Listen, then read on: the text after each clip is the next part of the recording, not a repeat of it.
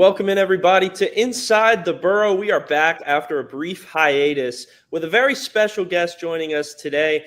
And no, it's not Kevin making the return to the podcast. It's FAU Softball head coach Jordan Clark joining us here today on Inside the Borough. Jordan, thanks for taking some time during this busy couple days of prep. How's it going? Yeah, thanks for having me. It's always a pleasure to talk about all the OWL things and just what's going on in the softball world. Absolutely. For those who are not aware, we do talk about it every time on the Inside the Borough. So if you're not aware, you're not watching. But what's the last couple of weeks been like for you? Obviously, you guys had the very strong end to the regular season. Tough little outcome there in Tampa, but back at it in Gainesville coming up. What's the feeling been like over the past couple of weeks? Yeah, I mean, it's just a series of emotion. And, you win a back-to-back conference championship, which people don't realize it's really hard to do. And a lot of times people get satisfied with just winning one. And we just talked about it today in our team meeting is I believe it left us hungrier to want to do it again. And so that was something that was really special. And to do it the way they did it with, a new team, a new theme, all the things was really impressive. Going into the conference tournament, we lost a heartbreaker to North Texas 1-0, some missed opportunities and some things that just didn't really work in our favor. But with everything that's happened throughout the season, I am a big believer that you go through speed bumps for a reason so that you can learn how to handle adversity. That's going to lead us up to this weekend, which we got an automatic bid or an at-large bid to the NCAA Regionals, which we are the only mid-major in the country that got that bid. So just going back-to-back regionals at-large bid is really hard and really special. And so I'm just so proud to shout it from the rooftop and get this thing going. Jordan, you mentioned being the only mid-major to have an at-large bid. When you guys unfortunately lose to North Texas, is there a little bit of a concern that, maybe you guys didn't do enough, or did you sort of feel a little bit comfortable that after the regular season you guys had that you guys would have a spot somewhere? Yeah, I mean, I'm kind of a Debbie Downer at times because I'm telling the kids oh, well, that might be it. You never know. And it's just because you're putting your fate in someone else's hands, and you'll learn I'm a control freak at heart, type A personality all the way. And so I don't like waiting to see if somebody's going to let us in or not. So I knew our resume was really, really good. I'm a numbers person, ran them all season long, every game. I knew exactly where we were. This year we were in a way better position than last year, believe it or not. And so I knew, and I was at peace, and I think the girls were at peace, that if we didn't get in, then something was wrong, right? Something was wrong. And, it just didn't go in our favor. And we were going to be at peace with that, knowing that we did everything we possibly could. So yeah, I was a little less stressed yesterday, but still very thankful. I feel like the last couple of days, I guess, could be kind of like the pit stop portion of a race, right? You guys aren't in that. You guys aren't in action, but you're refueling. For people who don't know what I'm talking about, though, what has been the team mentality this season, and how have you guys kind of gone about embodying that? Yeah, so our team theme is called DTR, which is Dare to Race.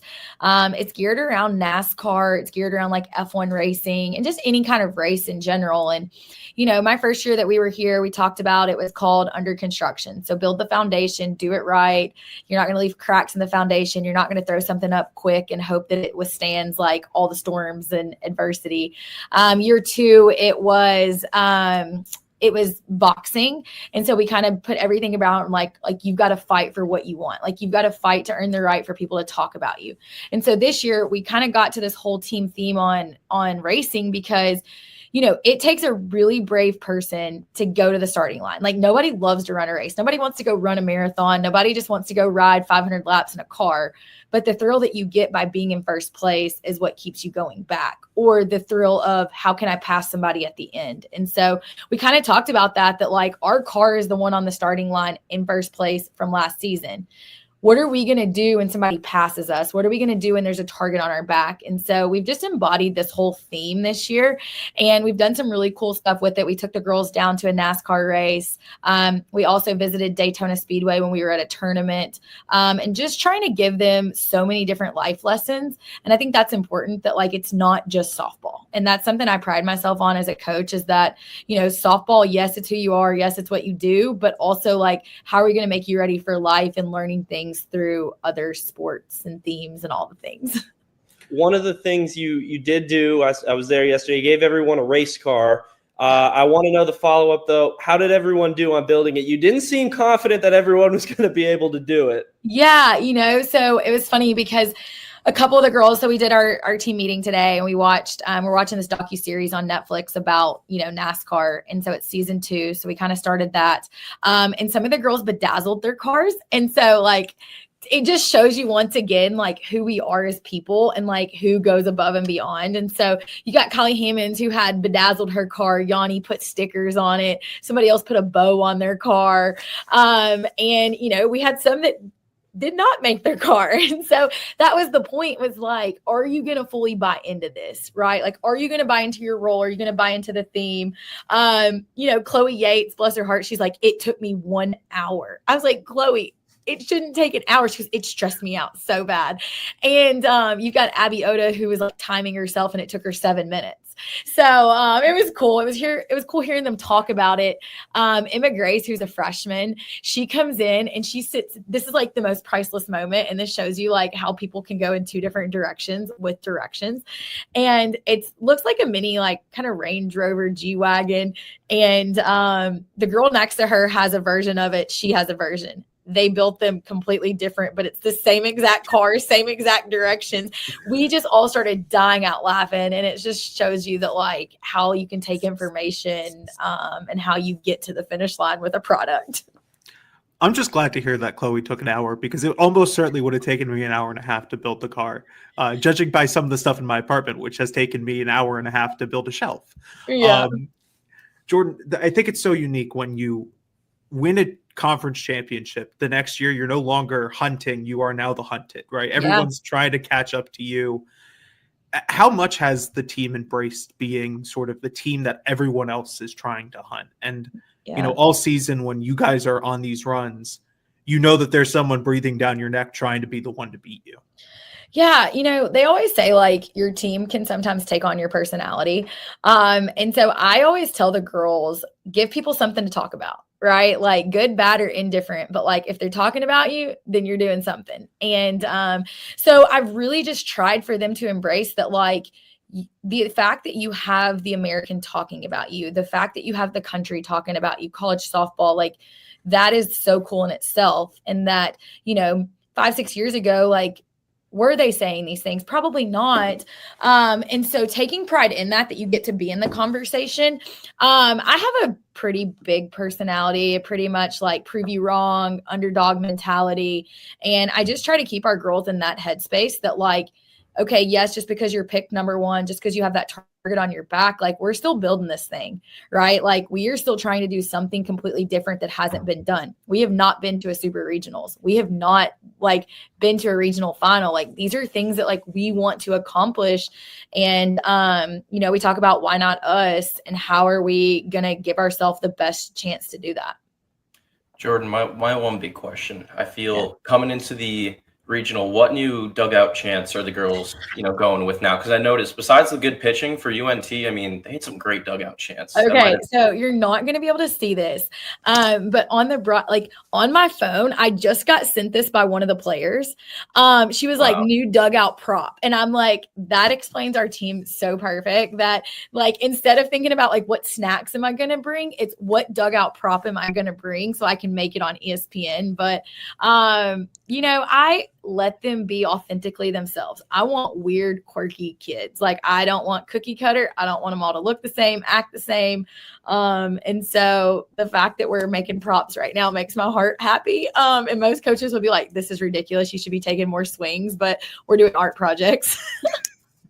Now, Jordan, the important question is are these NFL touchdown dances where they're choreographed in advance, or are these sort of on the fly, made up the week of a game, right? Hey, we're all going to do this if something happens. Nope. They are made up on the fly. They are not approved by me. I have no idea what they're going to do. And if the camera ever zooms in on me, I'm like covering my face sometimes, because I'm I'm that coach that lets them act a fool. Like, this is ridiculous.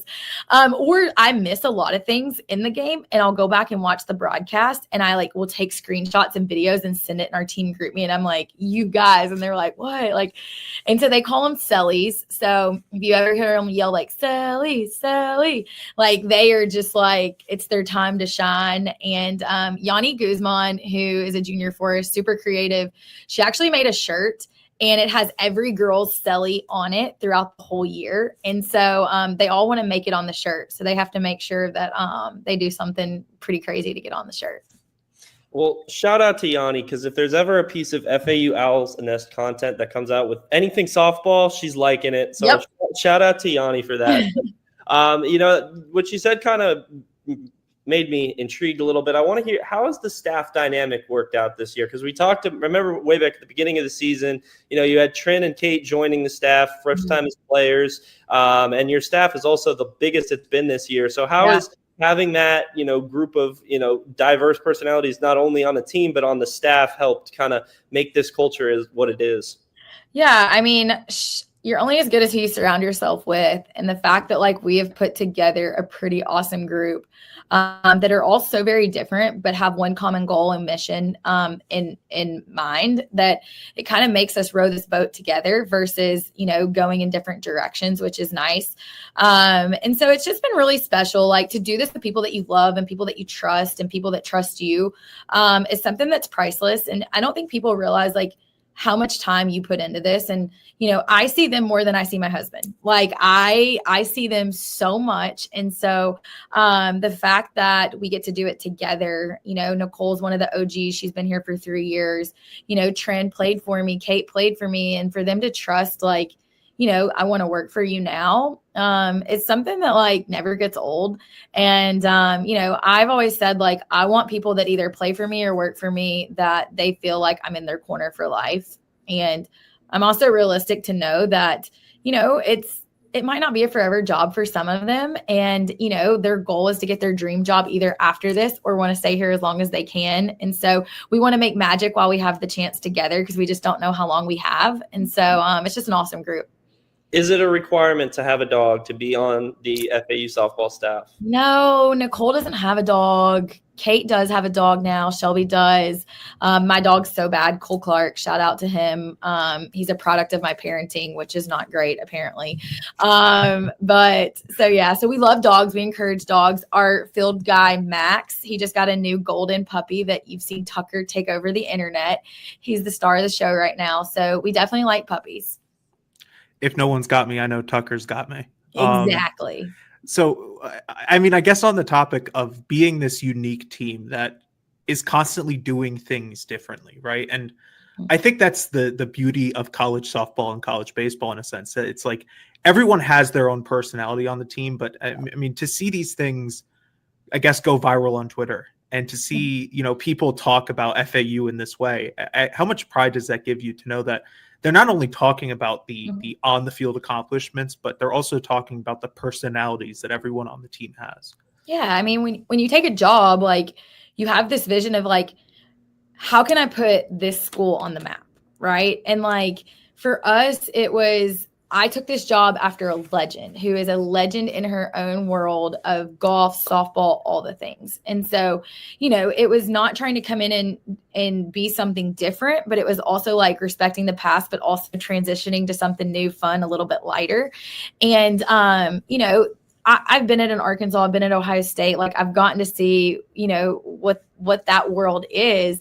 And I tell our girls, why can't we do that here? Right? Our budget might look a little bit different. Our travel might look a little bit different, but why can't we make that same experience? And so to see the world talking about us, and to have text messages from people that you're oh my gosh, they're following us. And people talking about it on blog sites. I just love it. I'm a person, I love attention. I love people to talk about our program, talk about our girls. So anytime we can get that spotlight, we will take it. And I just think you guys know FAU, and we are sitting on this gold mine that hasn't fully been just taken advantage of. And when I took the job, I was like, oh my gosh, like we're going to make this thing shine. Like there's so many things here that no one knows about yet. And, shout out to Brian White for like giving me the opportunity and continuing to support us and give us all the things that we need to, let people know who we are. I want to ask, because I've always been curious about this, and shame on me for not learning about it sooner, but there is a diehard group of supporters that sits behind home plate every game. And I've talked to a couple of them here or there, but I've never fully gotten the story on like, what is this group? Because they're awesome. We have fans who come every now and then, but they're there every game, and whether it's beating 200 degrees or raining, they're there. And I think it's pretty cool. So what's the story behind that group? They've just been loyal. Like they were fans before I took the job. I'll never forget. I took the job. I was up in my office. I knew nobody. Here comes these older gentlemen, and they walked up and they're like, "You're the new softball coach?" I said, "Yep, I am." And they said, "Well, we don't like that bunting stuff. We want doubles and home runs. Like, can you teach offense?" And I said, "Well, I'm going to try." And so they were like, "Well, we want some excitement with the bats." I said, "You got it." And I was like, "Do y'all come to the games?" They're like, "We won't miss one." I'm like, "Okay." I was like, "My goal is to win you over by the end of the season. Let me know how I'm doing." And so just building relationships with them. And, we have Dennis. Dennis emails me after every game, and, he could text me, but he emails me. You've got Ernie who shows up to practice, Jim that wears the firefighter hat that yells, "Who let the owls out?" You've got Brian Chen who, supports us, and he's always there. Like you've got Crash and, so it's a really awesome group. And we added Michael Garrett to the outfield, who does like Paradise Island. So they have brought the boom out in the outfield. So it's just so cool. And like, my heart is just so happy because it's not about how many fans you have. It's about like how much support and love that they give you and how they make your girls feel. And it's just been so special. Our favorite's definitely Hoot and Holler. He's gotten a few of us out on Paradise Island where I have some buddies, when I was a student last semester, and they were not going to softball games, but I'm like, "Hey, let's go on Paradise Island. Get some drinks out there." It was a good time. Paradise Island is the place to be. Like, so I laugh because like if you closed your eyes against the USF Friday night game, you felt like you were at a beach club in Mexico. And I'm like, this is cool. Like this is so DJ fun. out there. Yep. So shout out to Hayden and shout out to Michael Garrett, Hoot and Holler, for making it happen. Yeah, they're awesome. You brought up Brian White. How cool is it? You win the first American Conference championship in school history, and then you get some baby blue unis. The first I think no FAU team has ever gotten them. Yeah, I mean, Brian, like I said, I'm forever indebted to him. He took a chance on a young assistant coach, and the rest is history. And, I brought the crazy idea of the powder blues. I was like, listen, I know we do the Paradise Vice. I know we do all that, but like the ocean is light blue. And when you think of like powder blues, you think of Paradise. I was like, so here's a crazy idea. Let's do some powder blues. And so he sees them, and he didn't see them before. So I was nervous. I was going to be like, oh gosh, he's not going to approve. He loved them. His wife loved them, his daughters. So when I got his stamp of approval, I was like, okay, we did something good. So it's just awesome that he supports my crazy ideas. And he might shake his head a little bit and think, what is she doing? But he's so supportive. You mentioned Joan Joyce, and the creator of the program, the person who's brought the program up to, I guess, where it was before you took over. How much do you keep that legacy alive as you guys go on these runs to 2 straight NCAA tournaments and 2 straight American Conference championships? Yeah, I mean, she laid the foundation. There is no FAU, there is no resources unless she started this thing. And so, we still have girls on our team that was recruited by that staff, and that was here during, those hard years with adversity of, Joan passing away during season.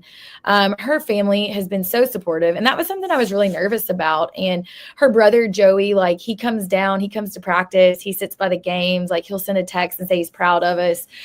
Janice, her sister, like, she was supportive when she came down. And so just having the support of the family is really important to me, because I know how much Joan means to this community and to this program and just to the world of softball, that, I want to make sure that we honor that as much as we can. And that, even when this group leaves FAU that was, once played for her and recruited by her, that like, future recruits know that like she's the one that paved the way for this program.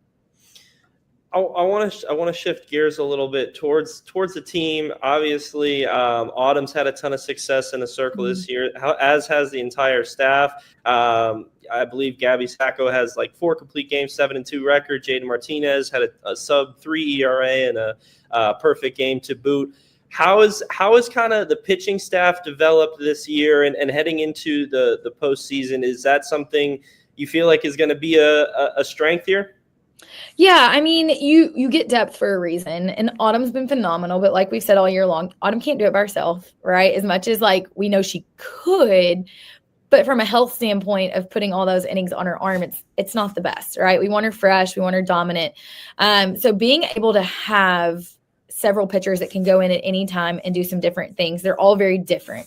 You know, Jaden's going to throw gas. She's going to throw it hard. She's a lefty. Ainsley's going to come in and spin it at 57 miles an hour. And Gabby's going to bring the bulldog mentality on the mound that like, you're not going to beat me. And so to have those 4 and be fresh, you know, we're fresh. Like we haven't played a ton of softball in the past 2 weeks. And so I definitely think it's going to help us, and we're going to need it in the regional that we're going to, because all teams can hit the ball, and we're going to have to be deep in the circle.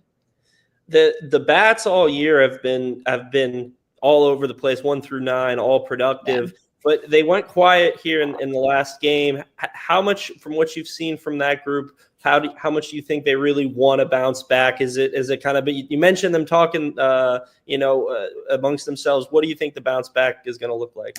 Yeah, I'll tell you what, we hit for a long time today. And we took some pictures, some videos, and just kind of talked about like, when you face pressure, what does your body do? What decisions do you make? And how can we make better ones? Because, you know, I printed off pictures of all the good swings, all the bad swings. You know, a picture's worth 1,000 words. And sometimes in the moment, you're like, that was a good swing. And then you go back and look at it, you're like, no, it wasn't. And so for us, like, it's one of those things that like, it can motivate you. And so that's what I tell them is, you know, through all hardships, like, what are you going to do with the information, you know? And so I'm excited to see us bounce back. Like, you know, we're going to swing it. We're going to still play aggressive. And, you know, like our offense, we've relied on so much this season. So the one game it let us down, it sucks. Like it sucks. And you take pride in it as the hitting coach. I'm like, man, I don't even want to watch that game back. Like, oh, those are such bad swings, but you get to work and you figure it out. And that's the cool part about our game.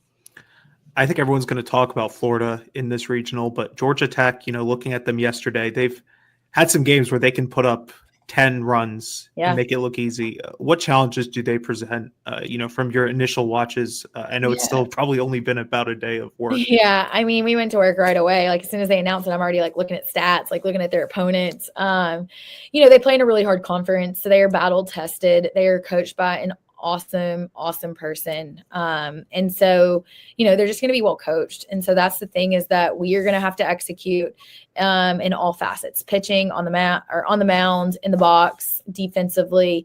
And we're going to have to keep innings small, right? Like we're going to have to be okay that they might score great. We're going to score back and we're going to punch back. So, but yeah, it's a good opponent. It's going to be a really good matchup. And, you know, like you hope that your resume and you hope that like, you know, your schedule that you've played gets you ready for that game one. I think the unique thing about the North Texas game is even when the bats are not able to drive in runs, you guys go into the 9th inning and, you know, for the most part, there is still enough competition where you guys can keep that game close and have a runner in scoring position late. How much does that give you guys encouragement to know that even when things don't work for most of the game, when it matters the most, you guys get incredibly close to tying that game up in the final inning? Yeah. And, you know, I took the blame with the girls after the game. I was like, hey, that's on me, right? Like we had a runner at second base, no outs. I had Kylie Chanel up. She bats 389 with runners in scoring position. Like I was playing the odds of like, she's going to do this. So we chose not to bunt her there. And we could have bunted her, moved her over to third, moved the Kylie Hammonds over to third. Desiana comes up, hits a deep fly ball to left. Like she scores, right? Now it's a 1-1 ball game. But I chose to let her swing it. And that's something that like, as a coach, sometimes you make some calls and it doesn't always go in your favor. But the thing it told me is that, hey, like we are one swing away. We are one swing away, and as long as there's an out, there's a way. And, you know, even at the end, we had runners on first and second with 2 outs, and we just didn't get it done. But we had the ability to fight and get 2 runners on that last inning. So I'm excited. I'm so proud of them. They've done such cool things this year that, I just hope we have a really good showing, and, we show the committee why they picked us as a 2 seed. And, we hope that, we can come out on top that first game. You mentioned this yesterday about Georgia Tech. Sophia Voiles for them pitches most of their innings. You guys saw that with Annika Anderson with North Texas, same type of thing. What type of challenges does that present when another team has an Autumn Courtney type pitcher? Yeah. And how do you guys go about preparing for that? Pretty much knowing this is who we're going to face. Yeah, I mean, the number one thing I tell our girls, I'm like, we have to focus on us. Right. And so we knew exactly what Annika Anderson was throwing. We knew every single pitch. We had a game plan, but can you execute that? And so the biggest thing for us is we have to make sure that, we focus on our swing, we focus on our approach, our mentality, and not get caught up in what they're doing. Right. If you can be on time, if you can get your body in the right position, you're going to square a ball up no matter what pitch is thrown at you, versus trying to guess, am I getting inside? Am I getting outside? Are they going up? Are they going down? It's hey, just get your barrel in front of the plate and swing hard. And so we're just going to focus on us. That's number one. Luckily, we can set up machines. We can have live arms that are going to, trick the girls and know what this girl throws without talking too much about it. Jordan, thank you a lot for taking some time to hop on with us today. Well, one last thing. People who may not know the host family situation, is there a host family in Gainesville? And how has that kind of helped you combat? You mentioned the travel may not be as nice sometimes as some of the big P5s, but how has the host family situation helped combat that? Yeah, it's been so fun. And I do it because these girls are so proud of where they come from, and they're so proud of their families, and they put so much time into this. And so, if I can give them a glimpse of what it's like to live in someone else's shoes, and them to kind of see where each other come from, what kind of food they like, they get to pick the meals, all the things. So that's really special. And it's something that we take pride in, that when you commit to us, when you play for us, it's family. That's one of our core values. And, even on the road before a big series, we're going to go to somebody's house. And, if they want to provide barbecue and soda, we're going to eat barbecue and soda because that's your favorite thing. And it doesn't matter. But, Gainesville, we do not have a host because no one is from Gainesville, but Elizabeth Hightower played at Florida. And so she's going to show us all the spots, and we're going to eat at one of her favorite restaurants and just give our girls that full experience. Well, there you go. I'm glad you guys got something in the deck, and best of luck this weekend. I will be there. I convinced Drew to go to Tampa. Well, I'll work my magic and try to get him up to Gainesville too. All right, we're gonna have a better showing. I promise, Drew. We're gonna do better. Jordan, I will make a promise. When you guys make it to the Super Regional, I will be there. Okay. Put your money where your mouth is, because we're. I will. I've got some saved up flight points. I will be there. Is it funny? I couldn't even tell you in this moment what supers we match up with. I want to say it's Clemson, but I am not 100% certain. I will find a way. I don't care where it is. Familiar. All right. There. Fingers crossed. I'll show up. Yeah, don't think too much ahead, but I like to match up with Clemson. We'll see, though. We'll see. Exactly. Well, thank y'all for having me. I really appreciate it. And, you guys are awesome. We love the support, the coverage. The girls love about it. They send it in our group me. So it doesn't go unnoticed. That's for sure. Well, we appreciate it, and we see it too. Like I said, shout out Yanni. Every post it's got a like, and we really do appreciate it. So, Jordan, thanks again, and we'll see you soon. Awesome. Go Owls. Bye, y'all. FAU Softball head coach Jordan Clark taking some time to speak with us. I walk away from the softball interviews and softball games every time. I'm hyped up. I think Coach Clark has done a really good job building this program. It could have been easy for things to turn south when you turn to a new regime. That hasn't been the case. So if you have any way of getting to Gainesville this weekend, I highly recommend it. It's a good time, and they do have a good facility for softball. So it's a nice environment there. Drew, you got anything? Yeah, no. I mean, obviously disappointing in Tampa, but you know what? Maybe that's just what they needed. Maybe if they go in, they beat UNT 8-1 and then beat USF 6-1. It's I don't know. They're feeling all great, but I don't know. Sometimes this is the best thing that can happen. A little kick in the shin and wakes them up a little bit.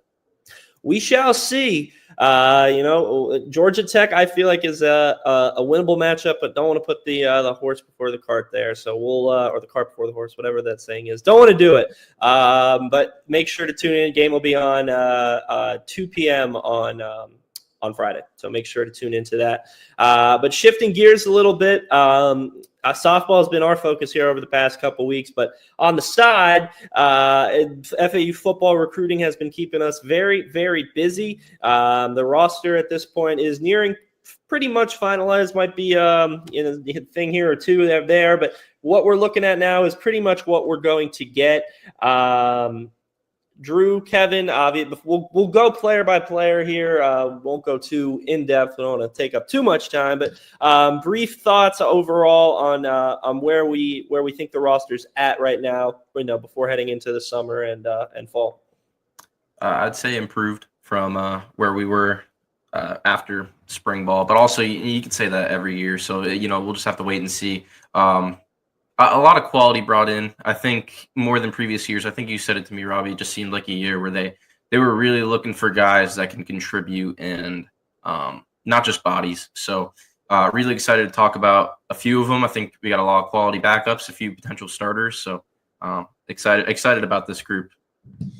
100%. I did a lot with a lot of people hitting the portal. I was a bit concerned. I was like, where are we going to get, numbers from? And then all of a sudden, guys started rolling in and, I really, like you said, and like I said to you, I think a lot of these guys have a chance to contribute, especially with just having that fresh staff. These are guys that they brought in year one. There's not too much, there's going to be a lot of open jobs. And so I think that's good in a sense because, players don't want to come into a situation where, it looks like the job's locked up and the coach has known this guy for 3 years and there's no chance, And so I think especially, on the lines, not as much receiver. I feel like that's locked up, but especially on the lines and in the secondary, there's going to be some jobs up for grabs. And there's been a lot of pieces brought in. We'll start in reverse order here because I think the most recent addition, at least scholarship edition, is intriguing. Quincy Brown, wide receiver, comes over from Nichols. Started his career at TCU, was a big-time recruit, had offers from Georgia, Tennessee, all these big schools, and he opted to go to TCU, stayed there for a couple years, and then was at Nichols for the past 2, and now in his last year of eligibility, he's coming to Boca.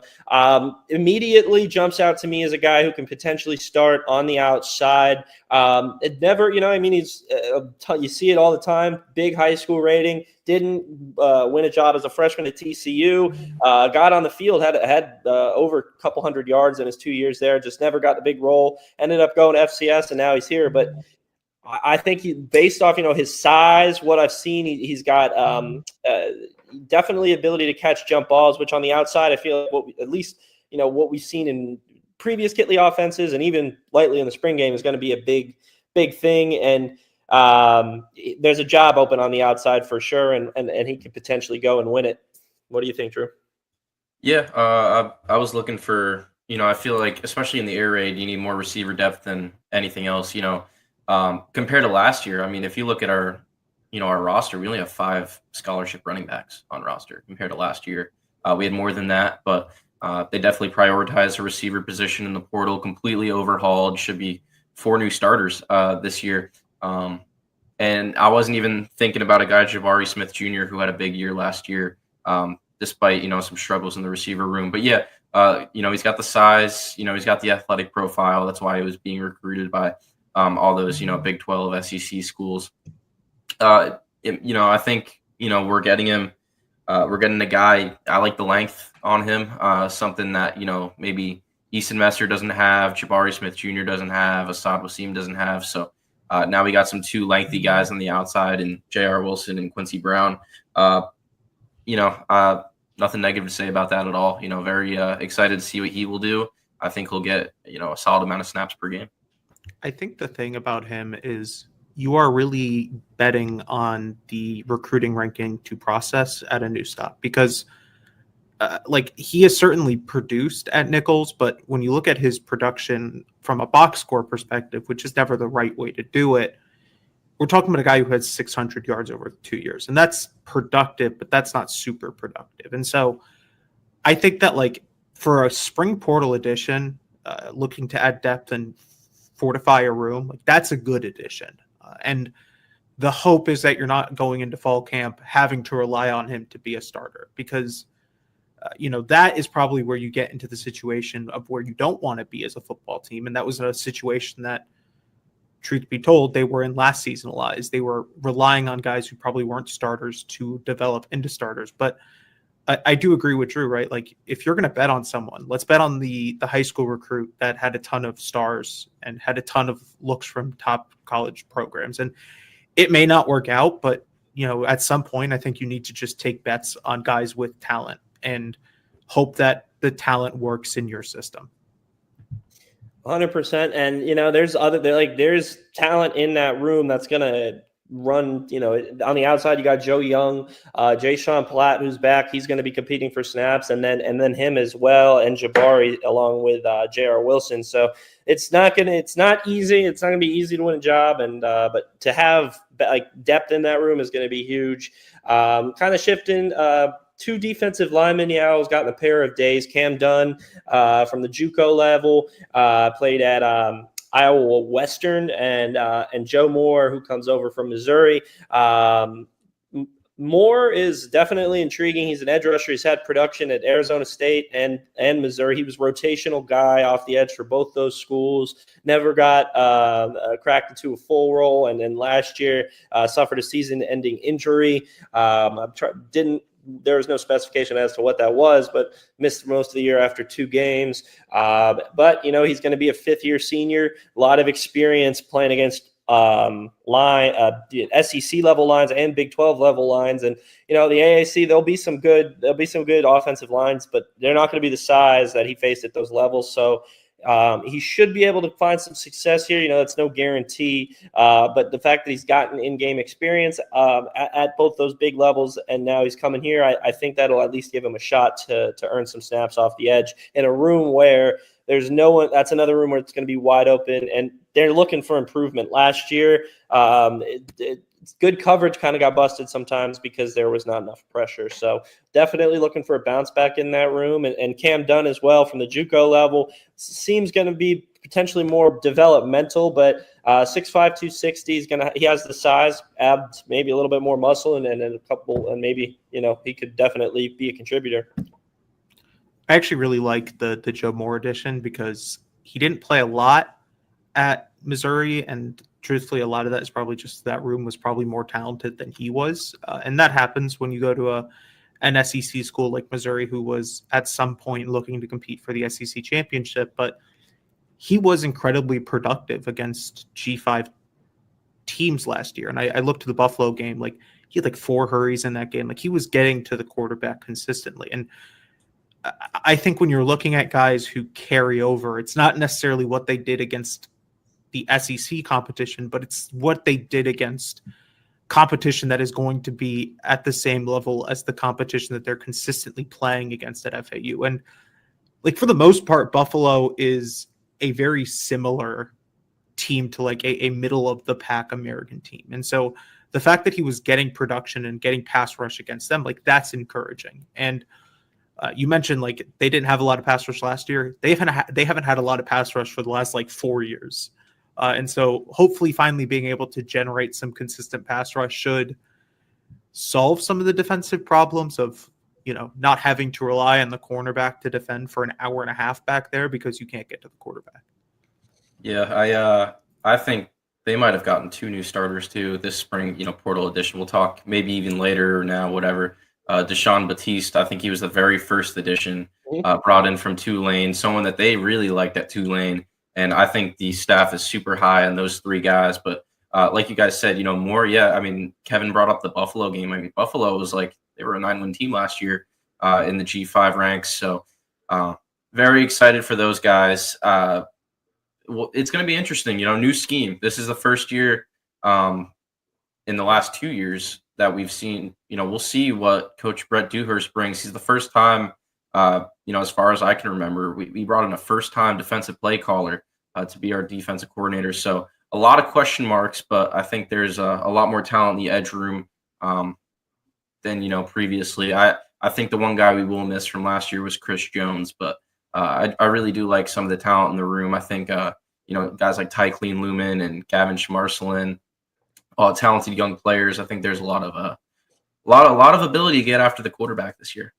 A lot of potential for sure. You mentioned Batiste. Earl Miller Jr. joins as well. I believe he's going to be off the interior. And then, that's your interior or your defensive line addition so far this spring. But going up a level to the linebacker room, a guy who really intrigues me also coming from the JUCO level, went to Coffeyville. Kamari Johnson, originally from Memphis, had some eligibility issues with academics coming out of high school. If you want to hear more on that, we have an article on it on Owl's Nest. But he believed he could have gone D1 out of high school, but didn't have the academics for it. Was insanely productive, had over 100 tackles last year, or it might have been combined. It definitely had 80-plus tackles last year. And I think he comes here with a chance to really be a contributor, maybe not right away in that linebacker room, but he's got very good talent. He's experienced playing, albeit at the JUCO level, snaps are snaps, and he's hungry. Obviously, he felt, with talking to him, he messed up. He wasn't good in the classroom. He finished with a 4.0 during his time at the JUCO level. Really wanted to get back here, so he comes here hungry. You have Tyler Stolsky in that room. You have Leon Hart Jr. in that room. But after that, it becomes a little bit more open. So there'll be a chance for him to earn some snaps. And he's a younger guy, so he'll be here. Hopefully, we never know how portal works, but that's an addition that kind of intrigued me. Really, the only linebacker addition this spring portal period, outside of the preferred walk-on Eric Butler Jr., who also comes over from Coffeyville.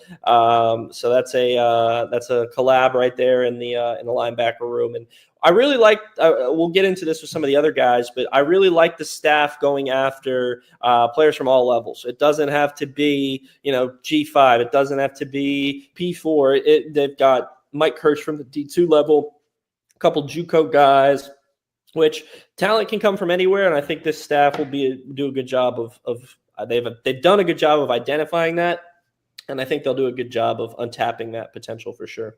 Well, truthfully, I think the other thing is when you go to the junior college route, you're effectively getting developed freshmen, if that makes sense, right? Like they may only have 2 years or 3 years of eligibility as opposed to the 4 years, but they were playing football last year at a decently high level. And they're normally like a little bit more under recruited than if you were to go after the Power 4 linebacker drop down who, was at the random SEC school, for example, right? Like those guys, they're going to be recruited by other schools a little bit heavier because teams want those guys. But I think like the junior college route, if you can evaluate that route a little bit more effectively than other schools, that's not necessarily the hidden gem, but that's the route less taken where there's still talented guys who may fit your scheme. And I do kind of compare it to like going the international route in college basketball recruiting, right? Like not everyone does it. So if you can find a way to do that, that's another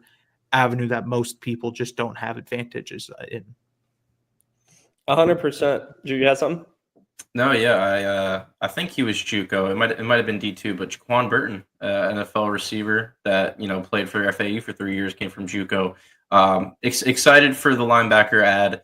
I think that room really is going to rely on if one of him or a guy like Sharquez Lee takes a step up, because the two experienced guys you have are both transfers, Stolsky and Leon Hart Jr. So you need more than two, and if a guy like Sharquez Lee takes a big step, I think that would be big for that room. But that's an exciting guy to bring in, a self-aware man that is clearly hungry to get back to this level of FBS football. 100%. And shifting gears a little bit, probably the biggest group of additions we saw was both cornerback and safety room, DB room. You've got Chris Keys, who's safety from Mississippi State. had some playing time there, and he's familiar with Dewhurst. He was there when Dewhurst was, I believe, the safeties coach there. And so that's an addition that intrigues me a little bit. MJ Hinton as well, who comes over from Jackson State. Jackson State. Let me confirm that. But at MJ Hinton, regardless, he's got a ton of snaps under his belt, and he's a guy who, at 6'1", 185, got the size to definitely be a physical boundary corner in the AAC. It's been interesting though. I mean, they added, let's see, 1, 2, 3, 4, 5, 6 defensive backs / cornerbacks. I think that was an area where they identified a need and really attacked it. Drew, Kevin, any thoughts? I really like Hinson, a guy that was, getting recruited by a lot of different schools, a ton of production at the JUCO level. But like you said, the unfortunate loss of the spring was Jaden Williams, who was a guy that, none of us can fault for transferring. This would have been his third different regime of FAU football. There's a safety spot open now because, you figure a guy like Mike Wright can play free safety. A guy like Kyle Boylston can play either of the safety roles, but you're not sure. Maybe Boylston's at third safety, but there might be a safety spot available. I really like a guy, Jaden Sweeney, I watched at Liberty. He's someone I watched the Western Kentucky game when watching Caden and Easton. He made a few tackles on Easton, so I thought that was pretty cool. And Dylan Williams got some time at UTEP. So, but I am very high on Sweeney. I think there's a lot of potential for him, and he could be a nice little ad right there from Conference USA. It was Texas. The biggest, by the way. Sorry, Robbie. The biggest thing about like the Brett Dewhurst defense is when you go into these DB heavier personnel looks, right? The thing about like the Brett Dewhurst defense is when you go into these DB heavier personnel looks, right? Like you need multiple guys who can do a lot of different things. And Jaden Sweeney has played in the slot. He's played in the box. He's played as a deep safety. Like those guys tend to translate a little bit better in this defense because they are the ultimate chess piece that you can, if a team's going to play a little bit heavier with tight ends, then you can move them into the box. Or if they're going to play with more slot receivers, you can line them up on a slot receiver and not feel entirely uncomfortable about it. And like, that's why I'm incredibly excited to see Jaden Sweeney because he got playing time a little bit at Liberty. Wasn't a lot of playing time, but got some playing time, impressed, and now it's an opportunity for him to carve out a bigger role in a defense that desperately needs versatile safeties. And I think that's what he is, like, to the T. Yeah, a lot of versatility in that room. A lot of guys who have played both corner, nickel, and safety. So I think they did a solid job at filling some big gaps. I mean, you go back to before this past spring, you lose C.J. Hurd, you lose Phil Dunham, you lose Day Hill, who's a corner, and so there's just a lot of subtractions. But I think they did a good job with additions. Robbie, one guy. Let me just one last shout out to Rez Reed. He comes from UTEP, but he played at Grand Valley State before that. And I got I was able to interview a cornerback from Wisconsin, Nazir Forkerin, and he only had good news because he also transferred from Grand Valley State to Wisconsin. He said only good things about Terez Reed. So looking forward to him. I think he can definitely carve out some playing time. But yeah, like you said, I think we lost every single defensive back starter besides Wendell Filord. So. A lot of playing time to be had there, but they definitely brought in a lot of talent. Shout out Wendell. Looks like the oldest guy on the team, but he's a good dude and a very solid nickel corner as well. That's a big addition to have back for sure in that unit because you're getting a lot of guys who are going to be new, younger. To have Wendell in that room is bigger than it looks. So that's definitely a solid addition. Another room they identified and attacked was offensive line. They got a bunch of guys who, in my opinion, all can start. Carson Osmus, Kayshawn Sapp, Vinny Fiacable as well from Indiana. All three of those guys, ton of untapped potential there. Sapp and Fiacable were both highly recruited out of high school. Osmus as well, more on the West Coast, and all have had some playing experience in college. And so I think, the cool thing with Sapp is he's familiar with Richardson on the offensive line. Vinny Fiacable last year was on Indiana, and he compared what Kittley's trying to do and the energy that Kittley and the staff gives off of the same thing as Signetti and what Indiana did last year. I'm not predicting a college football playoffs, but that's what Vinny had to say. And so 3 offensive line additions, all with experience at P4 level. I mean, I think that's pretty big, especially knowing how hard it is to get offensive linemen who can contribute at the G5 level. And there was holes open. Madden Sanker came in for Louisville, but outside of that, Vince Forney was the only other addition. So I think there is definitely some need for additions, and I think all 3 of those guys could compete for a starting role. From people I've talked to, and some people that work in the building, that it is possible that Vinny Fiacable, we have to figure out the exact pronunciation. He might be the most impactful transfer from this spring period, because he could play all 5 positions. And I think I wouldn't say a glaring need, but if we're being honest, who was going to play center before he came in? It was probably going to be Braden Cunningham, who is a redshirt freshman and an impressive one too. So in that very high words of praise from O-line coach Stephen Hamby and starter Alex Atkovich at right guard. He is a redshirt freshman and probably more of a natural guard. And then they were testing out guys like Madden Sanker at center, but he's never played center, and he's probably more of a guard tackle, bigger player.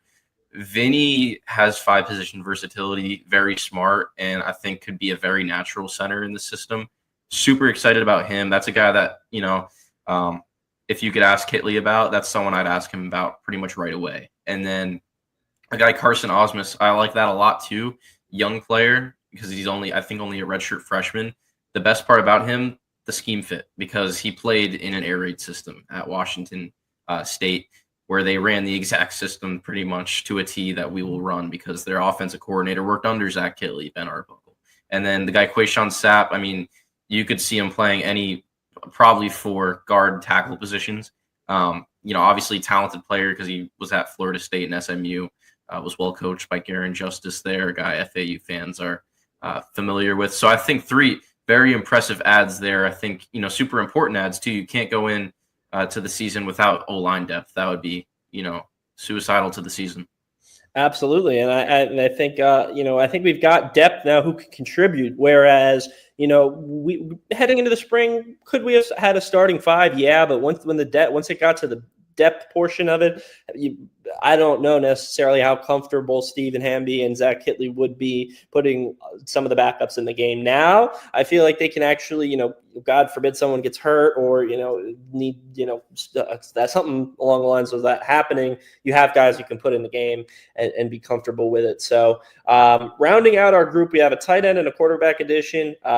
Mike Kirch, the tight end room definitely is a little bit slim. Cam Bell left in the spring portal period, and that was a guy who potentially could have had snaps. And so they go and get a guy from the D2 level, played at Thomas More University. That's in Crestview Hills, Kentucky.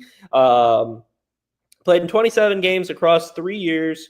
81 catches for 799 yards and 9 touchdowns. He's a contributor. Was definitely there's some Iowa interest back there. I think Drew mentioned to me, he saw somewhere. So that's identifying a need again. And, they didn't need a guy who had P4 experience there. They got a guy who's a contributor.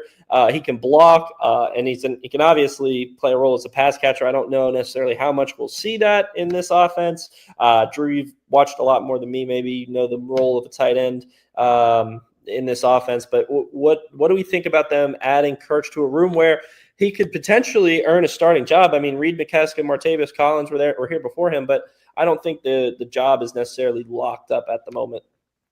Yeah, I wouldn't say it's locked up, and probably the most thin room on this roster, if we're being honest, probably still is that in the running back room.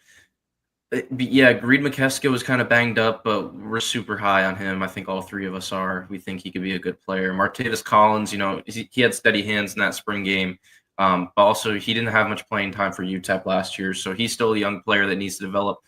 Kirch, there was Iowa interest. It was reported. How much there was, who knows? But still, goes to show this isn't some scrub that was in the portal. It was a pretty talented player. He was dominant at the D2 level, and that's what you want to see because it's Division II. There's a big step up there. So we'll see about Mike Kirch. He's got size. His film looked good at the D2 level, so maybe he's the sleeper that can really step in and see some serious snaps. I think the fact that he can do both block and catch pass, they're not going to have any issues with false starts or anything like that. I think that's a guy who could be reliable, and so we'll see. And rounding out the room, quarterback Zach Gibson joining after a couple seasons at Georgia State. Was at Akron, I believe, for some time. Never fully earned a starting job. Has always found a way onto the field, though, whether that's injury or just taking over for the starter. Had a year where he had 10 touchdowns, no interceptions. So that's a reliable backup right there. I think that makes Kaysen compete a little bit harder for that backup job. And I think that's, obviously a QB1 is locked up, but to see who wins that backup QB job between Magwood, Gibson, and Wiseman, I think that's something to watch. Obviously, don't want to get there, but you need it. As we saw last year, we were down to our third string. So I think competition in that room is good. And I think Gibson's a vet who'll be able to kind of provide that. I think from a numbers perspective, it just makes sense too, because they were pretty thin scholarship-wise at quarterback. And you don't want to say that you get to the third or fourth string quarterback, but last year they proved that you can get to the third or fourth string quarterback pretty dang easily. And the last thing you want is you going to your fourth string quarterback and having to choose between burning a red shirt on a guy like Magwood or, putting a wide receiver out there like your Kentucky with Lynn Bowden, right? Like, you want to be able to use a quarterback, and to have two backups who are experienced playing at the D1 level who got snaps last season, right? Like, that's something that is a blessing to have because you may never need him. And you hope you never need him, right? But all it takes is one bad hit and you suddenly need the backup quarterback. And so to have a few backup quarterbacks who know what it takes to play at this level, like, that's something that you can't put a price on. And so, like, there's a good chance that Gibson never plays a snap for FAU, and maybe he only plays cleanup duty against the FCS schools. But if he has to come in, I would feel a lot more comfortable with him than like Magwood right now, just because Magwood is a true freshman. He's a kid who was in high school last year. 100%. And he knows his role. He knows he's a backup quarterback. He wouldn't have came here without that. And just watching the film from his last few years, he's been everywhere. He's been at Akron in the MAC. He's been at Georgia Tech in the ACC, Georgia State, Sun Belt. He's a guy where, and this is kind of all you could really ask for out of a backup. If Caden, unfortunately, can't play a game, you don't automatically lose the game.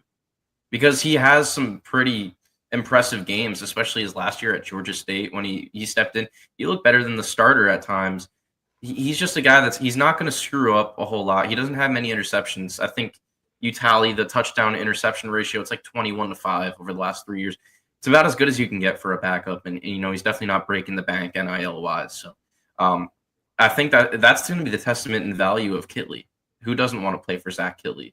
Why do you think, Kaysen Wiseman stayed and he knows he's not going to be a starter? Why do you think a guy like, Caden Veldkamp came?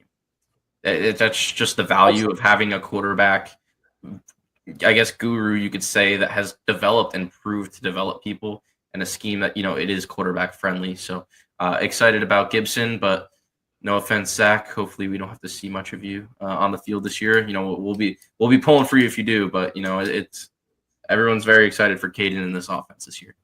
Everybody except 247 apparently, who ranked him as the 132nd best quarterback in the transfer portal. If he transferred to Tennessee, that would skyrocket up to 50. And folks, if you for some reason are only catching the back half of this episode, make sure to head to the University of Florida this weekend, get some good softball in you.